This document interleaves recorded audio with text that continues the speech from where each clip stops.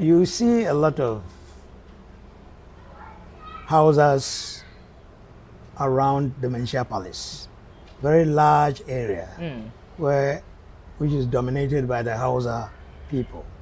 It is not for nothing that they came there. Originally, there were no Hausas living there. That place is made up of, or is dominated by the Aswasi and other communities, the Ashanti communities, had surrounded the whole of that area. What happened was, for some number of times, the British fought the Ashantis, fought the Asante people. And British troops find it extremely difficult to fight in the forests. So what I did was to use the British as the leaders, war captains, war generals, and then use the local people as ground troops. Now, before, when you say local people, which people are we referring to? Okay. When we talk of local people, we are talking about Africans, indigenous African people who are known to the area. That means when you talk about forests or grassland areas, this is where the Africans live. So working or fighting in the forest region, it is very easily done by the Africans, if they are Africans. So the British decided that in order not to lose too many of their troops who did not know how to fight in the bush, they had to recruit other indigents of Africa who are not necessarily Asante people, but against the Ashanti kingdom. So the British indoctrinated people to be against the Ashanti people and fight on behalf of the British. It is for this reason that they brought people from Nigeria. A lot of the houses you see in Ghana today came from Nigeria. Then other Sierra Leone, a lot of people also came from Sierra Leone. This is because the British were the colonial masters of Nigeria and Sierra Leone. So the houses you see came from that place. It is not only houses that came to help the British fight. The Indians came to fight. Because they were also colonized by the British. The Indians and the Jamaicans came. But after the war, when Ashanti had been finally subdued by the British, they allowed the Indians and the Jamaicans to go back home. But the houses were kept here to as a military buffer zone, sort of. Good. To fight for the British anytime the Ashantis got up against the British. So Ashanti Hines Palace was actually not at where you see it today. Not at Manhyia, where we call Manhyia today. Ashanti Hines Palace was at somewhere close to Edum. The Ashanti Hines Palace was where you have the British Military Museum today. Here in Kumasi. Yeah, in Kumasi. The post office area, the military camp, all close to Edum and Bantama. That is where Asante Hines Palace was. And it was when the British had defeated them in 1901 that it started. The war started from 1874. 1874, that was the first British war with Ashanti inside Ashanti itself. So 1874, the king at that time, the king of Ashanti at that time was Asantehene Kofi Kakari. The Ashantis lost that war. So the British burnt down the whole of Kumasi and burnt down the palace of the Ashanti king. Ashanti revived, reorganized, and then in 1896, the British came back to fight the Ashantis. They came with as many as 20,000 soldiers. Out of the 20,000 soldiers, more than half were Hausas. Okay, so what happened was that in 1896, the Ashanti Hine then decided not to fight because he was not prepared for any war. Ashanti had disintegrated and he was actually rebuilding the Ashanti kingdom. When the British came and demanded that Ashanti should be part of the British colony or the British kingdom, Ashantis refused. So skirmishes went on, small fights went on. Ashanti did not fight as that as a war. So they surrendered, and then the British exiled some of their the kings. Some of the big chiefs of the Ashanti kingdom were exiled together with the British, with the Ashanti king called Prempeh I, and his mother, who was the queen of Ashanti, Nana Yecha. All these people and some chiefs of Ashanti states, the Mampoihene, the Ofinsohene, Jusohene, and many more were exiled together with the Asante. That was to Seychelles. Yeah, to Seychelles. First, they took them to Cape Coast Castle, and then from Cape Coast Castle to Elimina Castle, where they lived for about a year. And then from there, they took them to Sierra Leone. In Sierra Leone, where the British demanded the surrender of the Golden Stool, the Ashantis fought. That was 1900. In 1900, the Ashantis didn't even want to fight. So what they did was, Yaa Asantewaa then got up and then gingered up all the men. All the men. Because the men didn't want to fight. That was when Yaa Asantewaa came in. Yes. When the men didn't want to fight, Yaa Asantewaa came in and brought together the men and convinced them to fight against the British. So it was an impromptu war. Still, they fought and it lasted for almost a year. It was then that the British noticed that if they were not careful, Ashantis would fight and come to the Sierra Leone to release or demand their king and free their king. So it took them to Seychelles Island. All the captives were taken to Seychelles Island. And so back to our story. Now you've made us understand that it's not what we hear, that Ashantis were involved in slave trade, and that's how we have a lot of houses living around Manhyia today. You said it was an act of protection, sort of from the Asantes for the British people. So how did they? You told us that when the war was done, the Indians and the Jamaicans were sent away. It was left with those from Sierra Leone, houses from Sierra Leone, Nigeria, and other areas who came to help the British fight. How, after that, how did they live? Well, in 1896, when they had exiled the king of Ashanti, King Prempeh I, and his mother, the queen mother of the queen of Ashanti, Yecha, and many other prominent chiefs, the British set up a base, a military base, made up of houses in Kumasi, Bantama, and other places. So in 1900, they used the same people, the army they had set up to fight the Yaa Asantewaa War.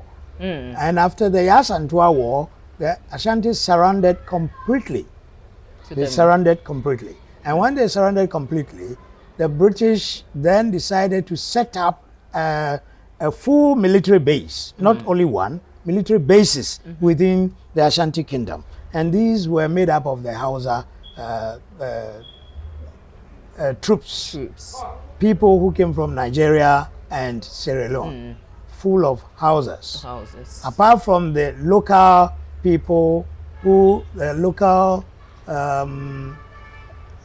Gold Coast. The Gold Coast was separated from Ashanti. So Gold Coast troops went back to their mainland. Some of them stayed. It is for this reason that we have the Angloga, we have the Fanti New Town. All those people, after the defeat of the Ashantis, stayed and made Asante their home. Wow. And so again, specifically on the houses living around the area, this is where the British settled them after the war. And you were telling us earlier that it was to help them stop the Asantes in their tracks should they decide to come up against them. Yes. Can you? So originally, Asantehene's palace was not where it is today. It was at Edum. Britain decided, or the British decided, to move them away from where they were, and took control of the place. So that place became a British dominated area instead of the Ashanti king's palace. And they moved the Ashanti king from that place to another place. And that other place is where it is called Manhyia today. That Manhyia was a part of Tafo. It was Tafohene's land. So the British asked the Tafohene for a piece of land where the Asantehene would stay on his return from Seychelles Island. So Tafohene gave that place for the British to put up a palace for the Asantehene to come and settle, because the British had destroyed Asantehene's palace, and you are asking Asantehene to come back. So where would he stay if he come back? He should come back. So the British decided to put up a palace for the Asantehene to stay. So that is where Manhyia came in. The area called Manhyia. Originally, it was not called Manhyia, but Asantehene came from the Seychelles Island to stay at Manhyia, and then thanked Tafohene for that gesture, for giving a place for his palace to be established. So he said, Manhyia. That is how the word Manhyia came out. I was just about going to ask that if that name is good. You've brought it up. So Manhyia. But there are other Manhyia in Ashanti, which has a different reason why it is called Manhyia. This Manhyia is Manhyia Anka, but the other Manhyia are maybe places where the people meet.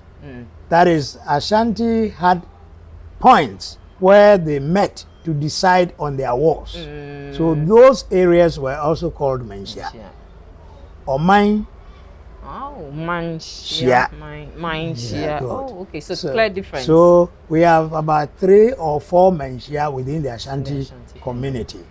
Manhyia where the Asantehene lives, Manhyia at Ebiso, Manhyia at Achuma, Manhyia in other places. These were places to plot war, for want of a better word. Okay. And so, was the Asantehene then and the people who first moved there, weren't they afraid of the sight of these British-backed soldiers who were living just around them, a lot of them, like we see today? Well, the meaning of Ashanti itself is because of war. Asante. That is the meaning of Asante. Ashanti is a military institution, and a military organization, a military people. So all the towns, all the big towns, had divisions. Army, a full division of an army. Every town had a division.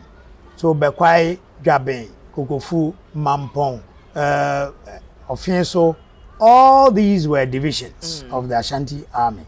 And then Kumasi was also a division. So Ashanti was almost always prepared for whatever war. So that to say they were afraid I don't think would come in. They were not. Mm. But they felt that they should keep calm, they should be quiet and rebuild their nation. It is for this reason that they didn't want to fight when the British came in 1896. So after the British, when decided to bring back the king, he said, we're not going to fight again. And then everything ceased. And finally, we had independence. Ghana, then Gold Coast and the Asante colony came together to be Ghana. Even before that, we all came together as one country after independence. The Asante could have asked the soldiers to leave, but they are there till date. The British took over Ashanti and ran it side by side with the colony. The colony, so there were 3 states. The colony, that is the Gold Coast area, the coastal area was called the colony.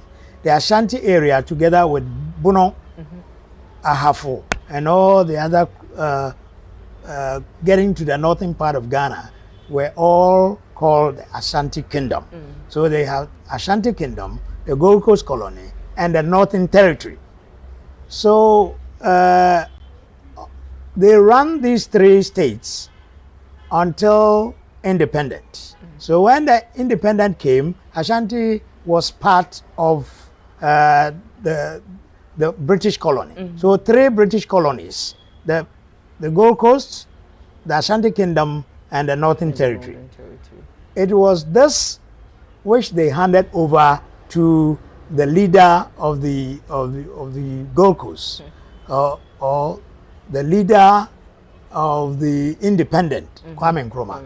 So when the British were going, we were all the 3 states were one country.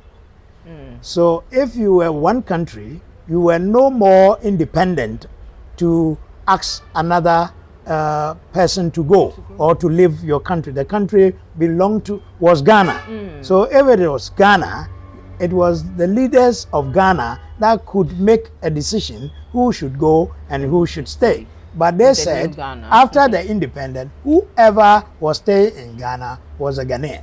Oh, so then there was no need to ask them to leave. And that's how come they have stayed till date. I presume they intermarried and brought their families as well. Well, there are a lot of, when they came as soldiers those days, men dominated. A lot of men. Very few women came with their husbands. But later, when there was no more war, the British allowed them to bring their wives from Nigeria. So many more women came to join them, wherever they were. Okay. Thank you. Just say anything else you are missing. So we've lived with them for all these years. Yeah, since 1874, everywhere you go, even there are more houses in Ashanti region than any other region in Ghana, not even in the northern region. Another region, Hausa is lesser than the Hausa in Ashanti region because they formed the house, they brought the houses and congregated them within the Kumasi vicinity, just in case Ashanti rose up against the British, the houses were to fight. Oh, okay.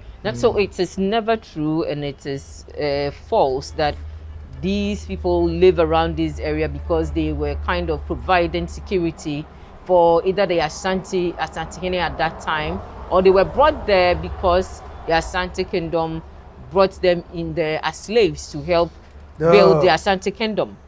Ashanti did not bring them here as slaves. It is not Ashanti that brought them. It is the British that brought them. So if anybody brought them as slaves, they fought for the British. So the British brought them as slaves to fight for them, not the Ashantis.